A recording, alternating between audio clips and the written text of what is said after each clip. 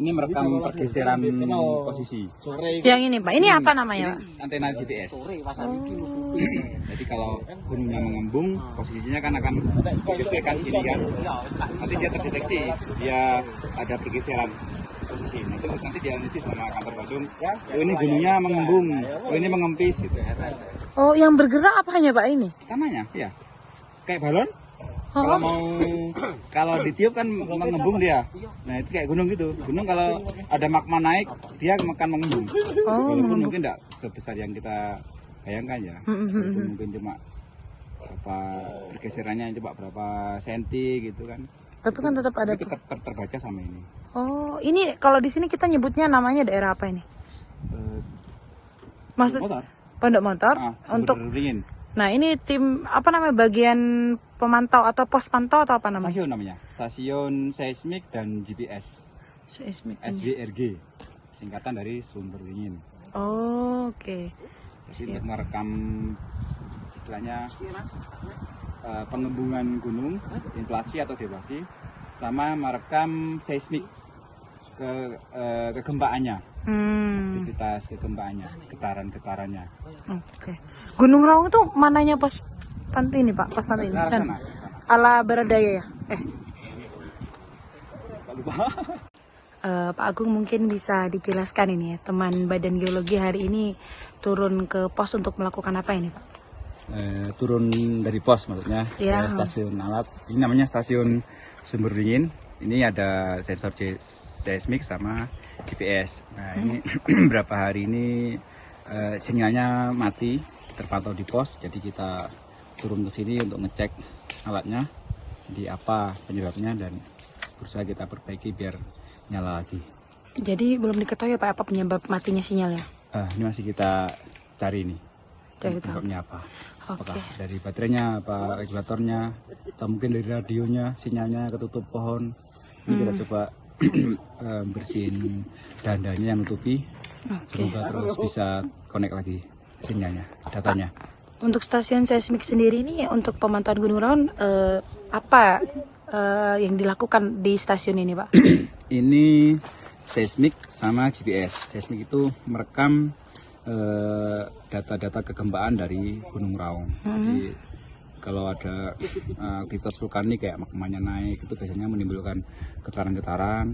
Ada gempa tremor, ada vulkanik dalam, vulkanik dangkal, terus hembusan. Nah, itu nanti akan terekam di alat kita, nanti dianalisis oleh para ahli gunung api di Bandung. Itu nanti baru kita ada tindak lanjut gimana dengan selanjutnya, bagaimana dengan gunungnya, apakah perlu naik status, apakah gimana statusnya apa, nanti dari hasil analisis data-data itu yang seismik. Yang GPS itu untuk mendeteksi pengembungan gunung atau pengempisan, deformasi atau deflasi atau inflasi. Jadi mengembung atau mengempisnya gunung karena dorongan magma yang naik ke atas, nanti gunungnya akan mengembung. Dan mengembung itu nanti titik GPS akan bergeser dia.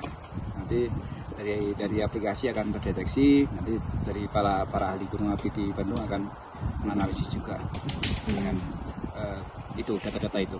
Oke, Pak, tapi kalau untuk status Gunung Raung masih status waspada ya Pak saat ini? Masih waspada karena gempa hembusan masih lumayan banyak, tremor juga masih terekam menerus, walaupun kecil tapi masih terus terekam. Nah itu, jadi dan juga ada tektonik lokal yang takutnya itu dari aktivitas magma yang jauh di dalam bumi, jadi takutnya ada itu pergerakan magma ke atas, jadi masih diwaspada. Oke, untuk para pendaki dan juga masyarakat dilarang naik ke puncak ya Pak? Iya, tetap kalau mendaki kita tidak bisa melarang, tapi kita himbauannya tidak memasuki radius 3 kilo dari kawah yang di dalam itu. Pak, ini kan sekarang di Semeru Lumajang ini kan sedang erupsi ya Pak ya. Apakah itu tidak berdampak terhadap gunung-gunung api yang ada di sekitar termasuk di Gunung Raung sini Pak? Kalau secara sistem magmanya, dapur magmanya itu kita Raung beda dengan Semeru ya. Jadi insya Allah tidak akan berdampak. Tapi karena ini musim hujan, curah hujan tinggi di puncak itu bisa juga terjadi sewaktu erupsi freatik. Apa itu, Pak? Erupsi yang terjadi karena pertemuan air hujan ataupun air tanah bertemu dengan material panas di dalam kawah itu nanti akan terbentuk gas-gas atau uap air yang bertekanan tinggi, dan apabila nanti dia terakumulasi tekanannya besar, nanti bisa akan terjadi ledakan oleh erupsi freatik. Itu yang sudah dideteksi alat kita, karena memang energinya kecil sebenarnya, tapi tetap bisa menimbulkan erupsi, dan itu bahayanya masih di sekitar kawah aja, di sekitar radius 3 kilo. Pak, himbauan ke masyarakat, Pak? Himbauan seperti biasa, jadi jangan mudah termakan hoak, apalagi ada kejadian Semeru ini, mungkin akan banyak yang buat konten-konten yang bikin heboh. Itu tetap cek ke kita, bisa ke pihak terkait, BPBD, Bapak TNI Polri, atau Pemda, ataupun juga ke website atau aplikasi Magma Indonesia. Di Android ada sudah aplikasinya Magma Indonesia. Itu kita update terus di situ. Tiap laporan kita harian ataupun ada laporan erupsi itu kita upload di situ, kita share di situ. Jadi semua orang bisa tahu aktivitas gunung api seluruh Indonesia di situ.